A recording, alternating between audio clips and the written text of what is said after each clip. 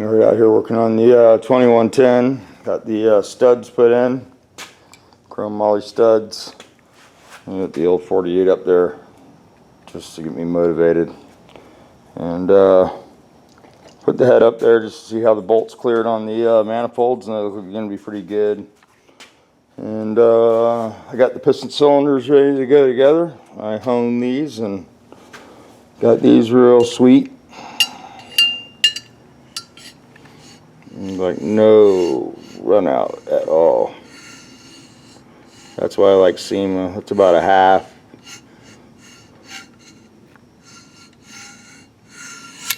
Pretty stable. That's me moving the gauge sideways.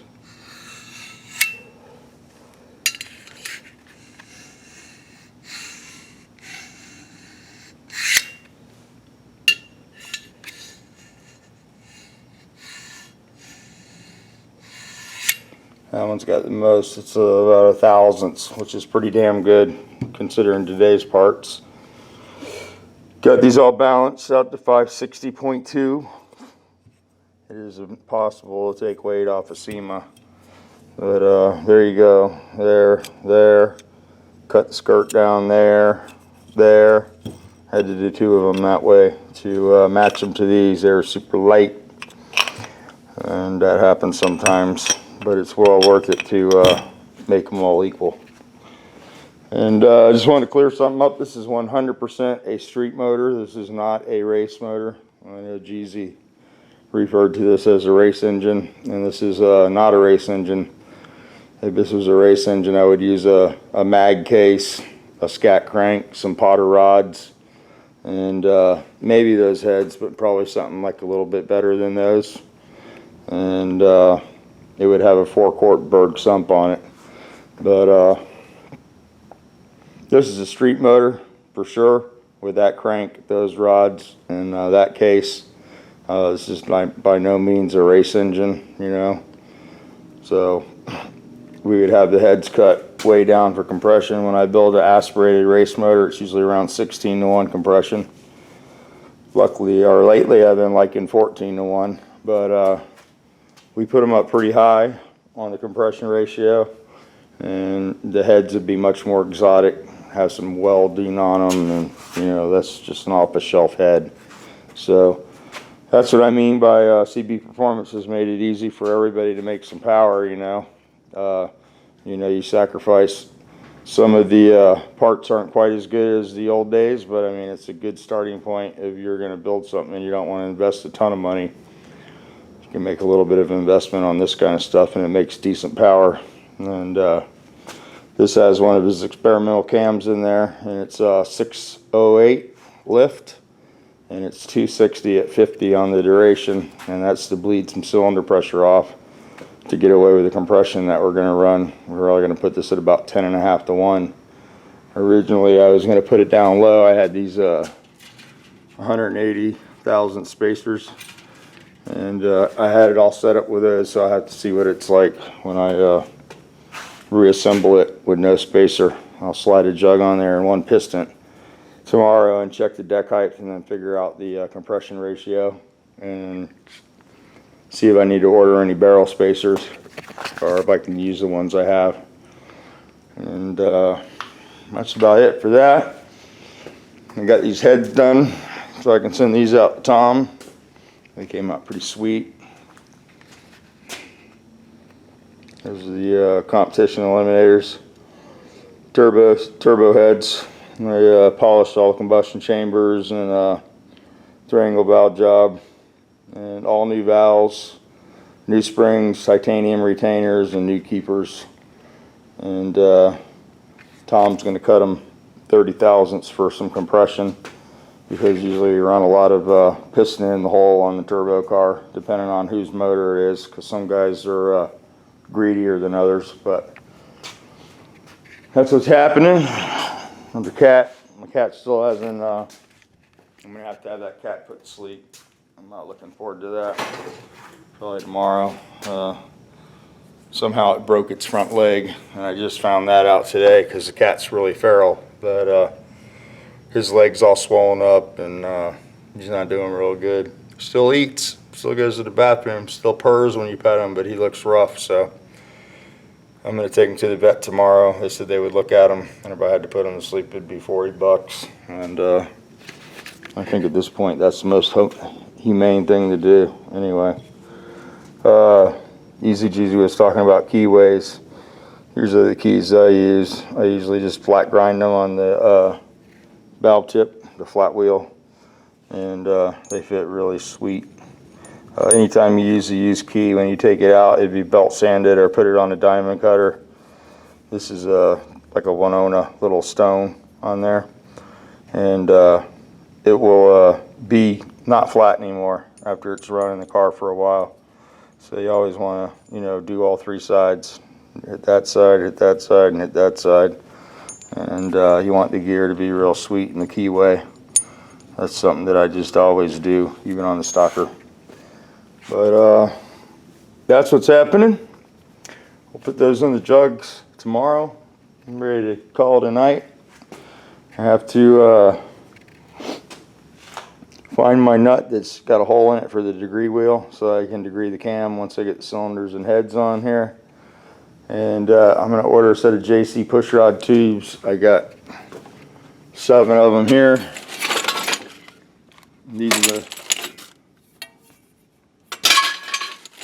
These are pretty good. They got a really nice spring on them, and they don't seem to leak too bad. They're double O-ring. I know a lot of people make those, and some of them work, some of them don't.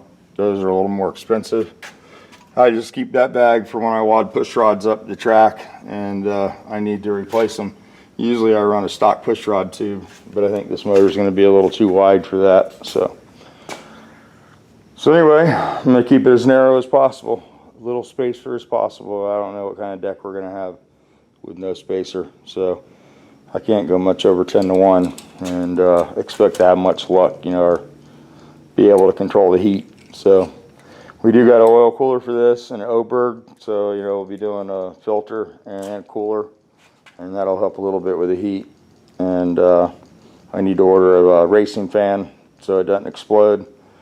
And I got to get all my sheet metal and the oil cooler. I figure I'll make it a long block and then go waste that money and then make it a complete engine. And then see what we can do. I got a couple more coming to build, and some other stuff in the works. And yeah, so it'd be cool. There might be some cool stuff coming up. We'll let you in on that next week. I got to go talk to some people. Anyway, hope everybody's having a good time, good day. Thanks for watching the videos. Thanks for subscribing to the channel.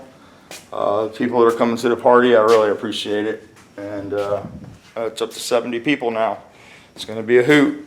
And I went by the Hawaiian the other day, and it was packed. They were coming to party in the parking lot there. We need to go over there and get our room, and I'm going to take the camera when we go over there and do the pool area and get some pictures and stuff so everybody can see the place. This is all you don't know, so you're not going to a dump. But anyway, I did get that plug in the back of the motor also. And I think that's it for the full flow. It's pretty much ready to go. I gotta just put some stuff on there and get the long block built tomorrow. We will pull those cylinder heads apart and lap the valves in. They don't come lap, they just valve job them. And they will seat after they run a little bit. But when you're breaking the cam in, you want it to run as good as you possibly can when you first fire it up. So the more stuff that's already lapped in, I lap the valves in. And another thing I do is I lap the rings to the pistons before I put them in the motor.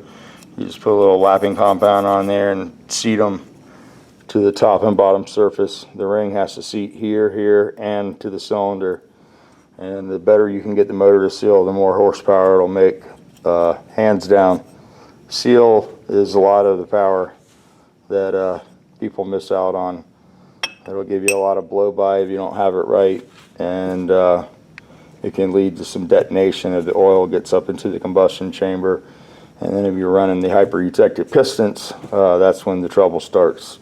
So it's real important to get the rings fitted to the pistons, because a lot of times they're not real clean, the grooves, and you have to, seat them. Always take all the rings off, clean everything, because they come packed full of cosmoline. And I've actually seen guys try to push the piston out of the cylinder and not take it out, and put the pin in and not even clean the cosmoline out of the ring landings, and that never works out well. So you need to clean the piston, you need to check the balance of them, and you can lap the rings. You can do that, or you don't have to do that. And then we did set the top ring gap after I honed the cylinders, and I just ran a dingle ball hone through there. I just like to knock the real high spots off. The powers in the valley of the cylinder. You know, they say that if you on a race motor or high performance street motor, the ridge, or the part that the hone pulls up, is gone pretty quick, but the valley is what holds the oil and makes the ring live. So you just, you know, breaking the cylinder in a little quicker, and usually the cylinders are a little tight from the factory anyway, so it never hurts to run the hone through there, straighten them up a little bit, and adjust your top ring. Usually these models come with about 17-18 thousandths on the top ring, and I like to put it at about 20, and that way if we want to put a turbo on it later or whatever, we'll be able to, and not have to worry about the ring butting together and breaking the landing. And the only other thing you could do if you were definitely going to turbocharge is you can take the sharpness off the edge of this piston. You can round this out a little bit, and that'll suppress the detonation from going down the solid side of the piston and hitting the ring. And a lot of the higher dollar pistons you buy, it's already done. And if you were going to build a race motor, you know, we wouldn't be using the mall pistons. We'd use the Wiseco's with some, you know, different type barrels. And that way we could customize the length and eliminate the spacer. You know, this is just sort of a fix. If you don't buy the long barrels, that's what you're forced to do. But if you're going to tailor an all-out race motor and you're going to make that kind of investment, you know, you just go ahead and buy a barrel that's extra long, so you can get the length you need according to the stroke you're going to run, and you can get the piston, be more happy in the barrel too.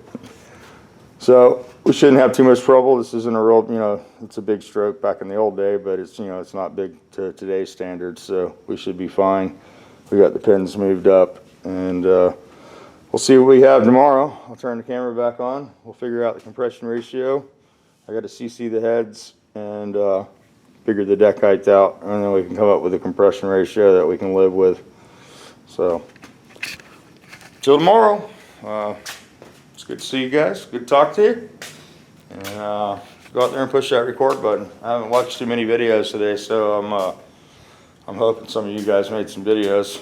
And I just want to say thanks again for interacting on that last video. You get, you know, that's the most interaction I think I've ever had on a video. There's almost 126 thumbs up on it, and there's quite a few comments. And I'm going to go in there and answer them. It's just some of them are, you know, I'm going to have to sit down and do what I told you I have to do. I'm going to go try to buy an iPad tomorrow and do what my subscriber mentioned. He said that the Apple iPad has very good voice software in it, so that would make it a lot easier for me if I could put my YouTube on that and interact with you guys that way, because I really do want to answer everybody that leaves in a comment. It's important to me, and I've had guys get on my ass before that have other channels. I don't know why they need to worry about my channel, but you know, they've actually called me on the phone and told me I was a scumbag because I don't answer all my comments. And I think that if I don't answer the comment, you guys know why I don't answer it.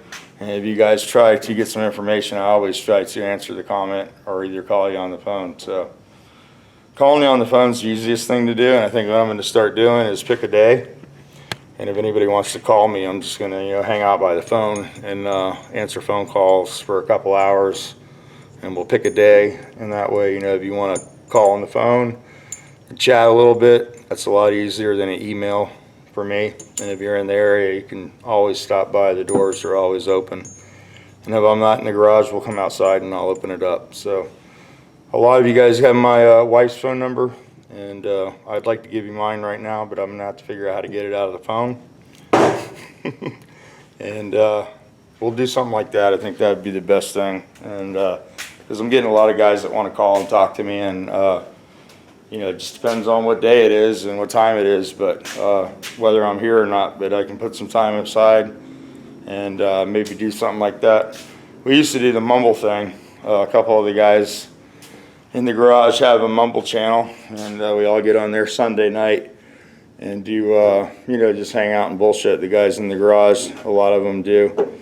And I've been thinking about maybe doing some sort of a live Volkswagen chat room, and it's pretty cool. You know, it would definitely have to be with the idea of being constructive and not getting in there and, you know, doing a bunch of bench racing and, you know, I don't know, sometimes egos can take over a chat room, and I don't want it to turn out like that, and that's why I never get involved in chat rooms. There's just some people think they know all the answers, and I like the guys that like to think things through and maybe, you know, give me some ideas that I don't know about, and maybe I can, you know, share some information with you that you don't know about, and, you know, we can just do it friendly and not have to tell each other how to do stuff. But I think there's quite a few guys in the Volkswagen community, and that might work out well. So I need to talk to Andrea about that and see if we can set up a chat room or something, and maybe we could even do that instead of the phone calls, because that works out real well on the mumble. You know, you can get, I think you can get about 10, 15 guys in there, and usually it's not too bad. You know, people don't talk over each other, and it works out pretty good. And that might be a way to, you know, share a little knowledge or just bullshit and keep current on the whatever's out and whatever problems are going on out there. Because I know that there's guys that build motors, man, and it's best that we're honest with each other when we have failures. That way we can address the failures and try to, you know, find a solution for it. Hiding a failure is never constructive. You know, we learn from failure, and we learn absolutely nothing from success. Somebody told me that only makes your hat tight. Success makes your hat tight, and failure makes you work and find answers. So failures are good in a way. You know, you have a lot of failures when you race. You know, you have expectations, and the car might not run. And then there's a lot of, you know, head banging and ideas thrown around, and then something usually sticks and the car goes faster. But I think it's cool to collaborate with the different Volkswagen guys on YouTube. I know there's some guys from the Arizona area, and there's some guys from California, and, you know, usually those guys don't get along, but we all seem to, you know, have one love, and that's Volkswagens. And some of us just like the old school. You know, I guess I'm sort of like a cowlick guy from the old days. I always liked those cars. They were more performance oriented and super clean, and usually no bullshit guys. They just were there to have a good time and hone their craft, man. That's all I want to do. I want to go as fast as I possibly can and learn as much as I can from everybody. And I've had some good help, and I really appreciate the help that I've had. So, but anyway, I'm going to go ahead and shut this off. I always have to ramble on a little bit so Johnny Fire can laugh his ass off. And Johnny is a YouTuber. I think his Elbows Malone is his channel, and I met him in Kansas City at Greg's party, and he says his wife chuckles every time I make a video, because I say, okay, I'm going to go now, and then I ramble on for another 10 minutes, but I'm going to go now, and you guys have a great Sunday.